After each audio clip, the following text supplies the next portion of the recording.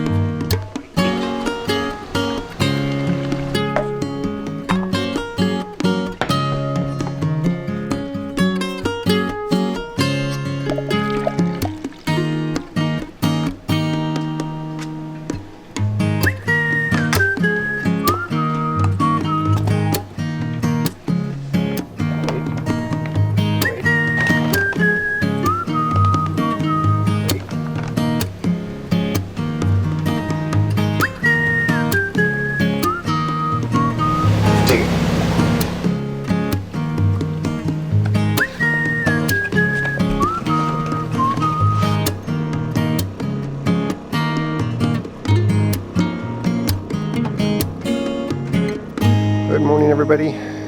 This is Nate from the Kraemer Life. It's pretty early this morning and did my chores and had to refill the propane tank for the generator in the RV. One of the neighbors let me borrow his 100-pound cylinder so we wouldn't have to go into town so often to fill the propane tank. Problem is, it's pretty heavy for me to lift on my own.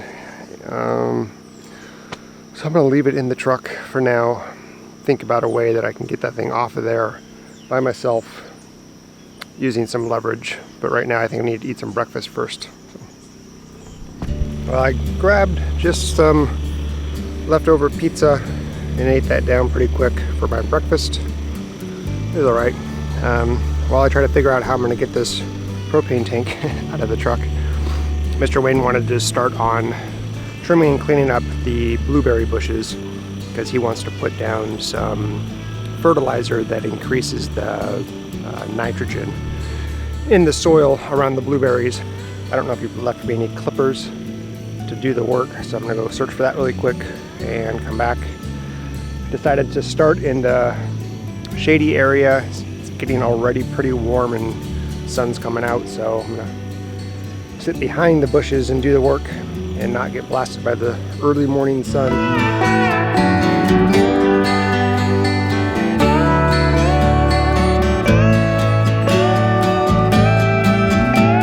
Alright, well, today is not going as smoothly or as planned. Thinning out the blueberry patch, getting the shoots removed. There were some weeds around there, so I started pulling those as well. Didn't really pay attention all that much, and then I found out that I had handled and pulled a little bit of poison ivy. I really don't want to have a poison ivy rash, so I went inside. I took off my gloves, threw those away, took off the shirt that I was wearing. I'm going to go wash that in Dawn soap. The trick to making sure the oils from poison ivy don't stay on your skin is to treat it like it is motor oil, which is really hard to get off. You can't just scrub your hands together with like Dawn, which is, it breaks up the oil. You have to really scrub it with a scrub brush or a towel or something to really get that stuff off of there. So that's what I did, spent about 10 minutes doing that. So now I have to wash everything that I touched with my gloves, which is my wire snippers that I was using. My shirt, like I said, I had to wash the cover of my phone because I kept touching that when I was wearing my gloves after I was pulling the poison ivy out. So, well, that was kind of stupid of me, but I'm glad I caught it. I really don't want to have it.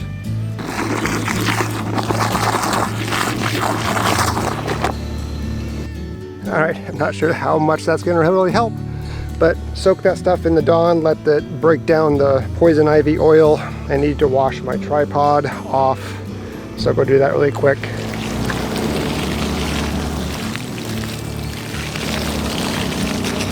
I don't think I introduced you guys or showed you guys my recent new, I don't call it invention, but I wanted a tripod for the camera because what I'm using right now is a small tripod. It's called a GorillaPod. It's about 1.5 feet tall. It has flexible legs on it that I can wrap around things and and position in different ways to have the camera be wherever I want. The problem is I don't always have something high to hang it on, and so I'm always doing either hand shots like I'm doing right now, or I'm putting the GorillaPod on the ground getting shots. I wanted something that's more of my height or that can get from a higher angle. I didn't want to spend $75 to $100 on a tripod, on a new tripod. So instead what I decided to do is just go grab some PVC pipe, and it turns out 1 1/4 inch PVC pipe fits just around the pods of the GorillaPod tripod. And so what I came up with is this. What's nice about this is that the PVC pipe is sturdy enough to be really supportive legs, and I can position it in any way that the GorillaPod can move, which is, it's pretty flexible. So I can make it tall, I can make it short, I can make it at different angles, just like the GorillaPod itself. But the only difference here is I'm raising up the GorillaPod by 4 feet, the length of these PVC pipes. I thought that was a pretty cool little way of saving money, but still getting the tripod that I wanted. You want the ball? Do you like the ball? Go get it.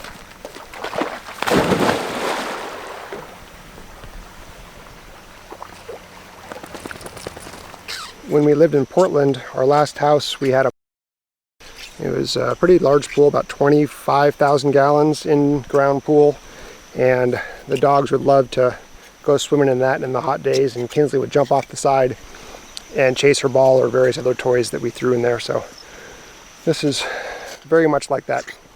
So I'm glad to get to have some of these fun adventures in the morning occasionally here at the farm with Mr. Wayne. And I appreciate his neighbor allowing us to use these ponds. Since I know it's hot for the dogs, it's going to be hot for the chickens, so I'm moving their water and their food into the shade, give them a little bit of relief.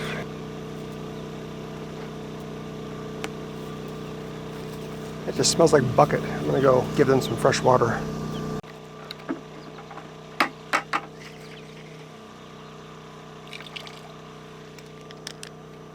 So we've had the chickens for almost 2 weeks now, and so that means we've been using the rent-a-coop cups for water. I'm kind of 50-50 on them. They do a good job on keeping the water available for the chickens, because they automatically fill themselves up when a chicken drinks. It's by weight. The problem with them is they just collect a bunch of debris in them, so from the ducks, from the chickens' beaks or whatever it is, it just collects down there. So I'm constantly having to clean them out, and it's kind of a pain to do it with my finger and rinse it out. So I don't know, I'm 50-50. I probably wouldn't buy them again. I might go and try next time the little water nipples to see how those things do. I also don't like how because they hang off the side of the bucket, you have to be really careful about not hitting them on anything. So it's convenient but not convenient. And then an update on little Miss Meansicle. She is becoming a little less mean, but she's still mean. So maybe she is trying to reestablish herself as the dominant one in the flock. When she wants to be in a certain area and another hen is in that area, then she'll, hit the back of her. But I'm not seeing any blood, and she's not nearly as aggressive as she was, so I'm going to keep her out of chicken jail for now. Well, this day is definitely getting away from me. I bought 3 more rolls of 75-foot soaker hose. I'm going to go try to get the entirety of the tomato and pepper rows covered with the soaker hose. The first thing I'm going to do is replace the 4 connector shutoff nozzle with this dual one. We don't need 4 connectors here at this location, so this was about half the cost of this one. Then I will get the rest of the soaker hose wrapped around this row. Right now we have 75 feet going from the peppers into the tomatoes on the right side here.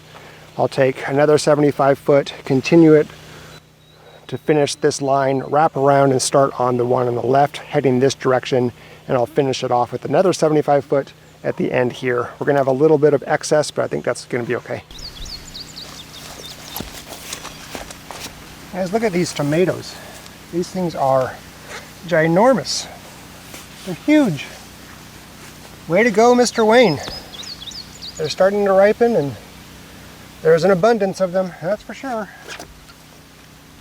There just goes down the row, and these are starting to develop tomatoes, and we're gonna be having tomatoes come out of our ears.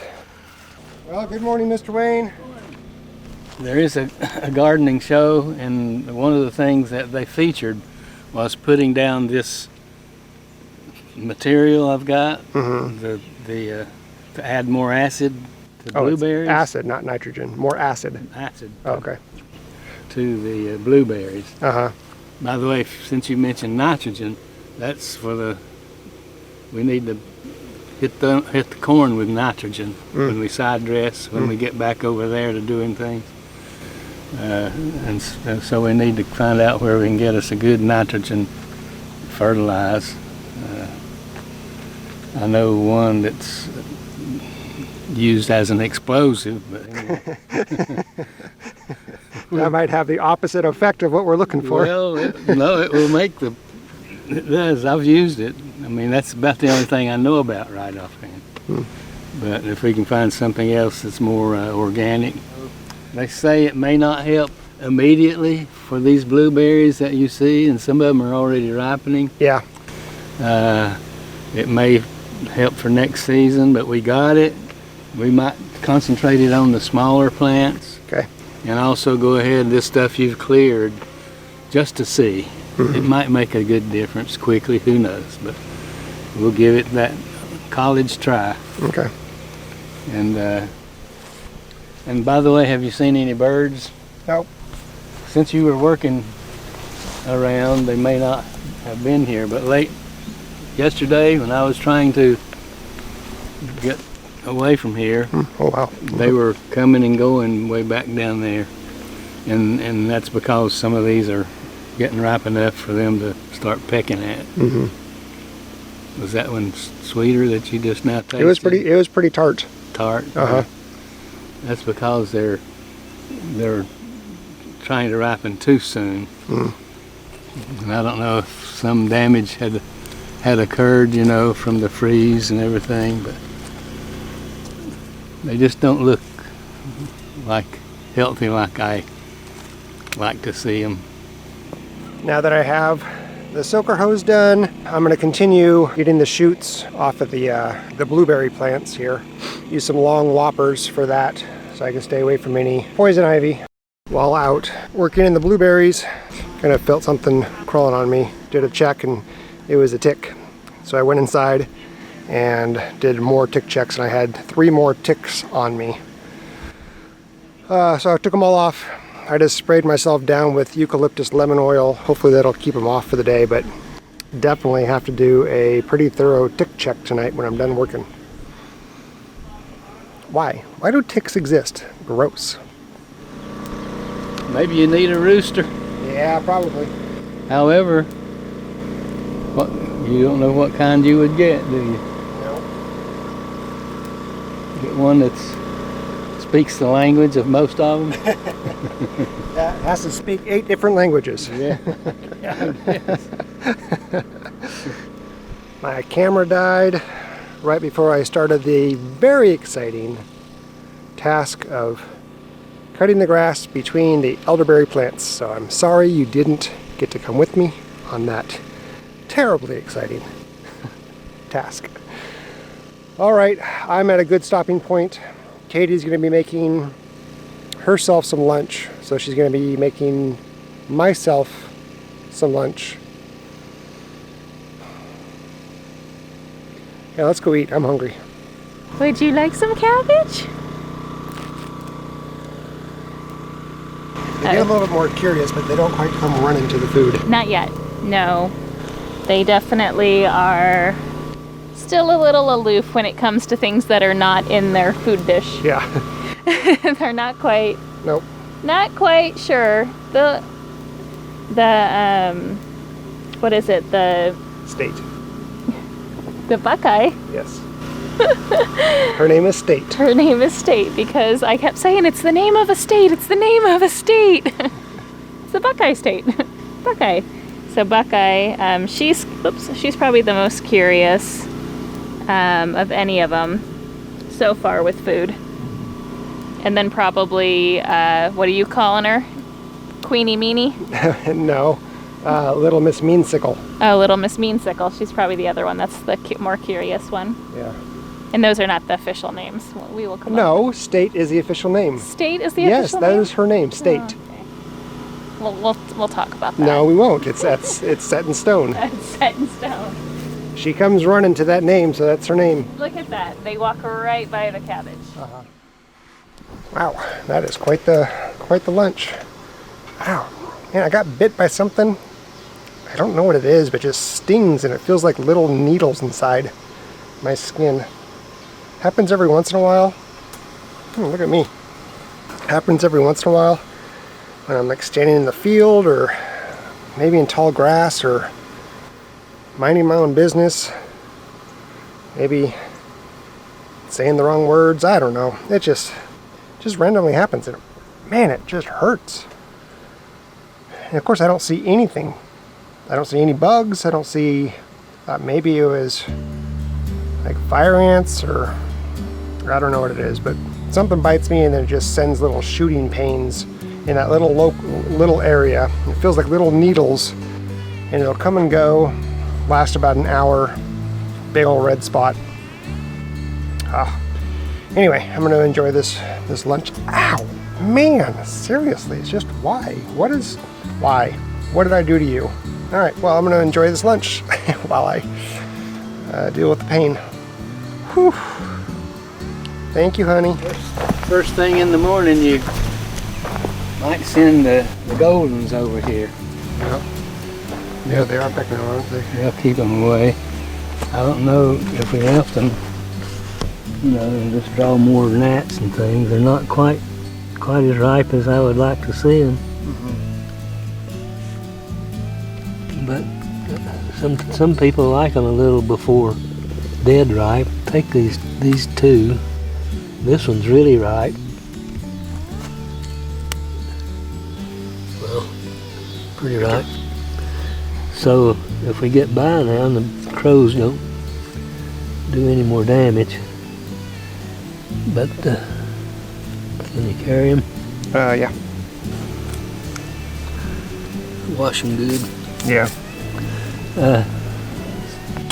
That's part of one of the problems. I have had a radio down here in times past on a timer. Oh yeah. It's set to come on about 7 in the morning or right at daybreak. So we can do that to try to Discourage them or keep them away. Yep. Now I've had to use it sometimes at night for certain things.